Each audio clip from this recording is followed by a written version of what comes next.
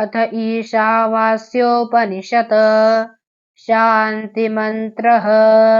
हरिः ओम्।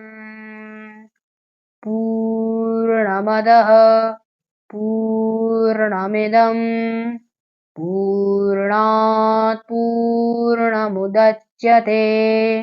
पूर्णस्य पूर्णमादाय पूर्णमेवावशिष्यते।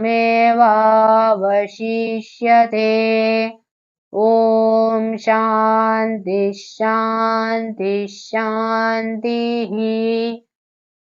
तदेजति तन्नेजति तद्भूरेतदद्वन्तिके तदन्तरस्य सर्वस्य तदु सर्वस्य बाह्यतः। Tad, the self in question. Ijati moves. The same does not move in ijati, that is, in itself. In other words, being in truth motionless, it only appears to move. Moreover, it that it dure at a distance, it is distant as it were, because the ignorant cannot get at it even in 1,000 million years. Tatu, it is also anatic near. Absolutely, so to the wise, for it is their very self. It is not merely far and near, it is also antah, that is, inside of all this. Compare with self is in most of all.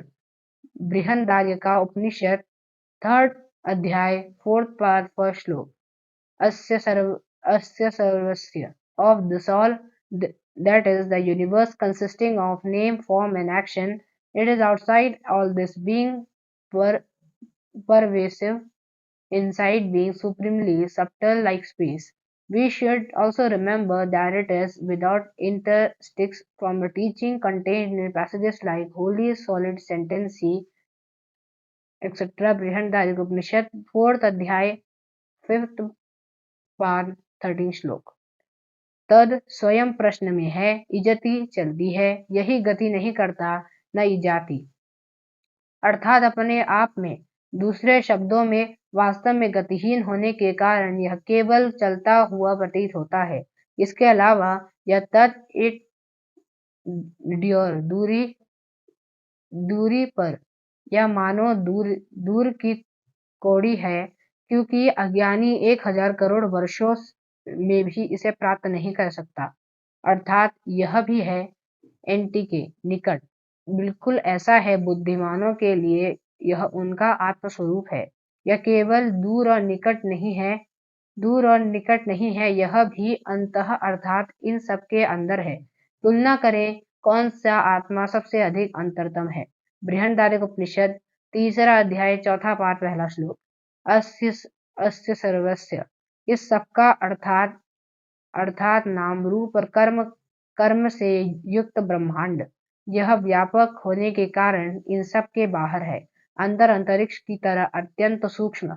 हमें यह भी याद रखना चाहिए कि यह पूरी तरह से ठोस भावना और सी जैसे अंशों में निहित शिक्षण से बिना किसी रुकावट के है। बृहदारण्यक उपनिषद 4था अध्याय 1ला पाठ 13वां श्लोक। धन्यवाद।